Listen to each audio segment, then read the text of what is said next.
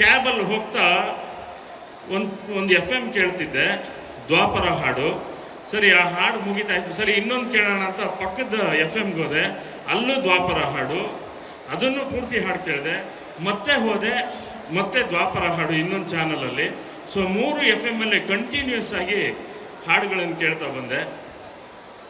ಆದರೆ ಎಲ್ಲೂ golden star Ganesh ನಟಿಸಿರುವ ಅಂತ ಹೇಳಿದ್ರು, ಸಂತೋಷ.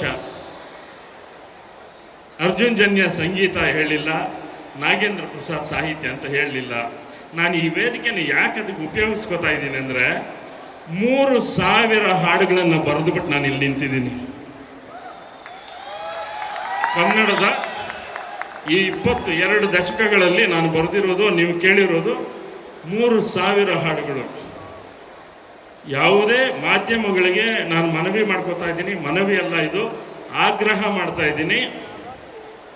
ಎಲ್ಲ FMಗಳಿಗೆ ಮತ್ತು ಎಲ್ಲ ಮಾಧ್ಯಮಗಳಿಗೆ ಹೇಳ್ತಾ ಇದ್ದೀನಿ, ಯಾವುದೇ ಹಾಡನ್ನು ಎಲ್ಲೇ ಪ್ರಸಾರ ಮಾಡಿದ್ರು ದಯಮಾಡಿ ಮತ್ತು ಆಗ್ರಹಪೂರ್ವಕವಾಗಿ ಹೇಳ್ತಾ ಇದ್ದೀನಿ, ಬರೆದವರ ಮತ್ತು ಕಂಪೋಸ್ ಮಾಡಿದವರ ಹೆಸರನ್ನು ಹೇಳಲೇಬೇಕು. ಹೇಳದಿದ್ರೆ ಕೇಸ್ ಹಾಕ್ತೀವಿ.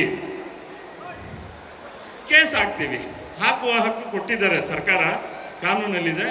ಯಾಕೆ ಇದು ಸ್ವಲ್ಪ ಸೀರಿಯಸ್ ಆಗಿ ಹೇಳ್ತಾ ಇದ್ದೀನಿ ಅಂದರೆ, ಎಲ್ರಿಗೂ ಗೊತ್ತಿಲ್ಲದೆ ಇರೋರು ತುಂಬ ಜನ. ಇದು ಯಾವುದೇ ರೈಟರ್ ಆಗಲಿ, ನಾನು ಅಂತಲ್ಲ, ಮನೋಮೂರ್ತಿ ಇದು ಜಯಂತ್ ಕಾಯ್ಕಿಣಿಯವರಾಗಲಿ, ಕವಿರಾಜ್ ಆಗಲಿ, ನಮ್ಮ ನಿಶಾನ್ ಆಗಲಿ, ನಾಳೆ ಯಾರೇ ಬರೆದಿದ್ರು ಕೂಡ ಅವ್ರ ಹೆಸರನ್ನ ಹಾಕಬೇಕು, ಅವ್ರ ಹೆಸರು ಹೇಳಬೇಕು. ಸಿಂಗರ್ ಹೆಸರು ಹೇಳ್ತಾರೆ, ಎಲ್ರಿಗೂ ಗೊತ್ತು. ಗಣೇಶ್ ಮತ್ತು ಸೋನು ನಿಗಮ್ ಕಾಂಬಿನೇಷನ್ ಅನಿಸುತ್ತಿದೆ ಯಾಕೋ ಎಂದು ಜಗತ್ತಿಗೆ ಗೊತ್ತು. ಯಾಕಂದರೆ ಗಣೇಶ್ ವಿಜುವಲ್ ಆಗಿದ್ದಾರೆ, ಆಡಿಯೋದಲ್ಲಿ ಸೋನು ಇದ್ದಾರೆ. ಆದರೆ ಅದ್ರ ಹಿಂದೆ ಇರೋದು ಮನೋಮೂರ್ತಿ ಮತ್ತು ಜಯಂತ್ ಕಾಯ್ಕಿಣಿ. ಸೊ ಅದನ್ನು ಹೇಳಬೇಕು.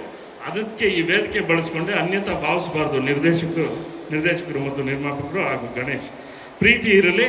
ಕೃಷ್ಣನ್ ಪ್ರಣಯ ಸಖಿ ಮೇಲೆ ನಿಮ್ಮ ಪ್ರೀತಿ ಎಷ್ಟು ಅಗಾಧವಾಗಿ ಈ ಹಾಡುಗಳ ಮೇಲೆ ಇದೆಯೋ, ಸಿನಿಮಾ ಮೇಲೂ ಅದೇ ಪ್ರೀತಿ ಇರಲಿ ಅಂತ ಹೇಳ್ತಾ, ಮತ್ತೊಮ್ಮೆ ಜೈ ಕರ್ನಾಟಕ ಮಾತೆ, ಬೋಲೋ ಭಾರತ್ ಮಾತಾ ಕಿ, ಕರ್ನಾಟಕ ಮಾತೆಗೆ, ಗಣೇಶ್ಗೆ, ಕೃಷ್ಣನ್ ಪ್ರಣಯ ಸಖಿಗೆ ಧನ್ಯವಾದಗಳು.